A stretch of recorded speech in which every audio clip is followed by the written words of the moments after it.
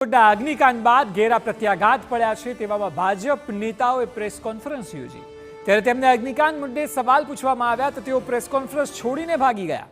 અગ્નિકાંડ બાદ ભાજપના નેતાઓની આ પહેલી કોન્ફરન્સ હતી। સહાનુભૂતિ મેળવવા માટે આ પ્રેસ કોન્ફરન્સ કરવી એ ભાજપના નેતાઓને મોંઘી પડી ગઈ। તેઓ એક પણ સવાલનો જવાબ ન આપી શક્યા। આપને જણાવી દઈએ કે આ કોન્ફરન્સમાં રાજકોટ ભાજપના ઉમેદવાર પરસોત્તમ રૂપાલા અને મુકેશ દોશી પણ હાજર હતા।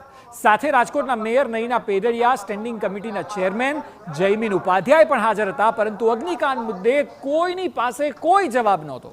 દ્રશ્યોમાં જોઈ શકાય છે કે ભાજપના નેતાઓ પોતાનો બચાવ કરીને ભાગતા જોવા મળે છે અને એવું કહ્યું કે જો ચૂંટણીમાં અમારી જીત થશે તો ઉજવણી નહીં કરીએ। શું માત્ર ઉજવણી ન કરવાથી સમસ્યાનો ઉકેલ આવી જશે? તો બીજી તરફ સ્ટેન્ડિંગ કમિટી ચેરમેન કહી રહ્યા છે કે પાર્ટી કહેશે તો રાજીનામું આપી દઈશ અને આ કામ અમારા કાર્યકાળમાં નહીં તો ભૂતકાળમાં થયું છે। આવું કહીને પોતાનો બચાવ કરતા જોવા મળ્યા। સાંભળો।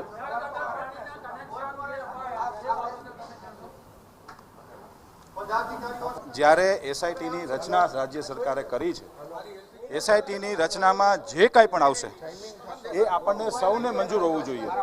એમાં હું પણ મંજૂર છું, માનનીય મેયરશ્રી પણ મંજૂર છે અને જે તપાસનીશ અધિકારીમાં જેના નામ આવે 2021ની મેટર છે।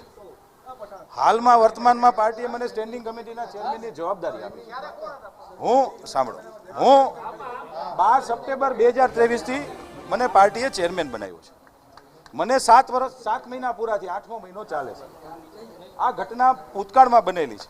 તેમ છતાંય કહું છું કે ક્યાંય મારું નામ આવે તો મારી તૈયારી છે